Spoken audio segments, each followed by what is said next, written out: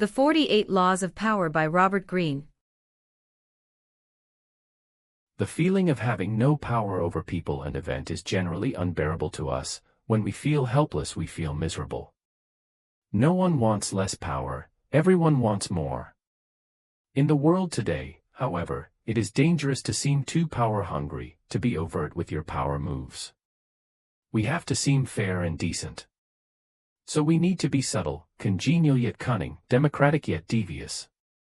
Learning the game of power requires a certain way of looking at the world, a shifting of perspective. It takes effort and years of practice, for much of the game may not come naturally.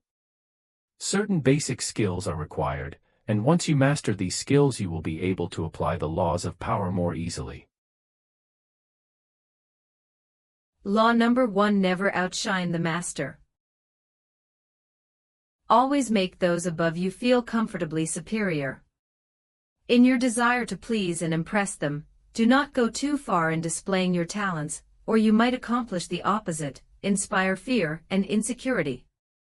Make your masters appear more brilliant than they are, and you will attain the heights of power. Everyone has insecurities.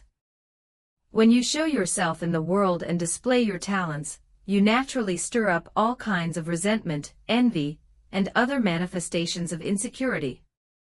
This is to be expected. You cannot spend your life worrying about the petty feelings of others. With those above you, however, you must take a different approach.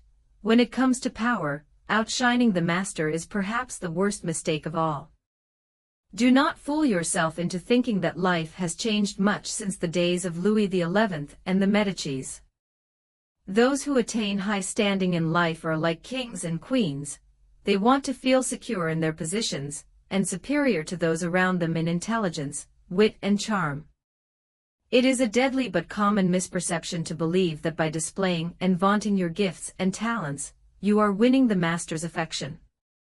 He may feign appreciation, but at his first opportunity he will replace you with someone less intelligent, less attractive, less threatening, just as Louis XIV replaced the sparkling Fouquet with the bland Colbert. And as with Louis, he will not admit the truth, but will find an excuse to rid himself of your presence. The law involves 2 rules that you must realize. First, you can inadvertently outshine a master simply by being yourself. There are masters who are more insecure than others, monstrously insecure. You may naturally outshine them by your charm and grace. No one had more natural talents than Astor Manfredi, Prince of Faenza. The most handsome of all the young princes of Italy, he captivated his subjects with his generosity and open spirit. In the year 1500, Cesare Borgia laid siege to Faenza. When the city surrendered, the citizens expected the worst from the cruel Borgia, who, however, decided to spare the town. He simply occupied its fortress, executed none of its citizens, and allowed Prince Manfredi, 18 at the time, to remain with his court, in complete freedom. A few weeks later, though, soldiers hauled Astor Manfredi away to a Roman prison.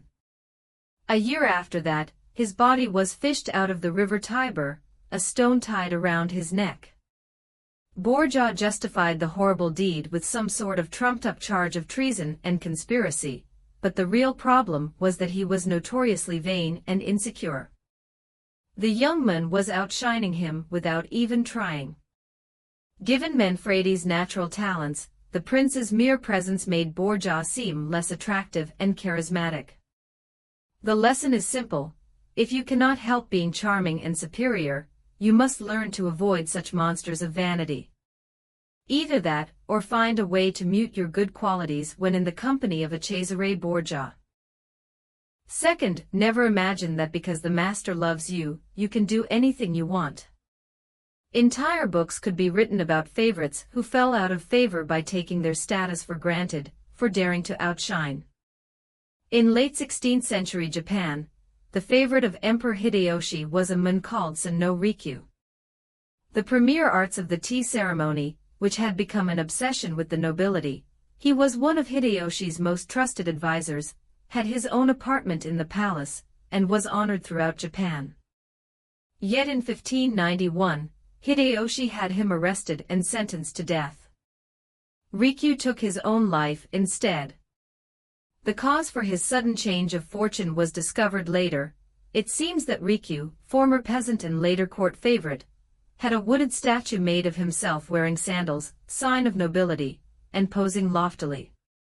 He had his statue placed in the most important temple inside the palace gates, in clear sight of the royalty who often would pass by. To Hideyoshi this signified that Rikyu had no sense of limits. Presuming that he had the same rights as those of the highest nobility, he had forgotten that his position depended on the emperor, and had come to believe that he had earned it on his own. This was an unforgivable miscalculation of his own importance, and he paid for it with his life. Remember the following: never take your position for granted, and never let any favors you receive go to your head. Knowing the dangers of outshining your master, you can turn this law to your advantage. First, you must flatter and puff up your master. Overt flattery can be effective but has its limits. It is too direct and obvious, and looks bad to other courtiers. Discreet flattery is much more powerful. If you are more intelligent than your master, for example, seem the opposite. Make him appear more intelligent than you. Act naive. Make it seem that you need his expertise. Commit harmless mistakes that will not hurt you in the long run, but will give you the chance to ask for his help. Masters adore such requests. A master who cannot bestow on you the gift of his experience may direct rancor and ill will at you instead. If your ideas are more creative than your master's, ascribe them to him, in as public manner as possible. Make it clear that your advice is merely an echo of his advice. If you surpass your master in wit, it is okay to play the role of the court jester, but do not make him appear cold and surly by comparison. Tone down your humor if necessary, and find ways to make him seem the dispenser of amusement and good cheer. If you are naturally more sociable and generous than your master, be careful not to be the cloud that blocks his radiance from others. He must appear as the sun around which every one revolves, radiating power and brilliance, the center of attention. If you are thrust into the position of entertaining him, a display of your limited means may win you his sympathy. Any attempt to impress him with your grace and generosity can prove fatal. Learn from Fouquet or pay the price. In all these cases it is not a weakness to disguise your strengths if in the end they lead to power. By letting others outshine you, you remain in control, instead of being a victim of their insecurity. This will all come in handy the day you decide to rise above inferior status. If, like Galileo, you can make your master shine even more in the eyes of others, then you are a godsend and you will be instantly promoted. Reversal. You cannot worry about upsetting every person you come across, but you must be selectively cruel. If your superior is a falling star, there is nothing to fear from outshining him. Do not be merciful. Your master had no such scruples in his own cold-blooded climb to the top. Gauge his strength. If he is weak, discreetly hasten his downfall, outdo, outcharm, outsmart him at key moments. If he is very weak and ready to fall, let nature take its course. Do not risk outshining a feeble superior. It might appear cruel or spiteful. But if your master is firm in his position, yet you know yourself to be the more capable, bide your time and be patient. It is the natural course of things that power eventually fades and weakens. Your master will fall someday, and if you play it right, you will outline and someday outshine him.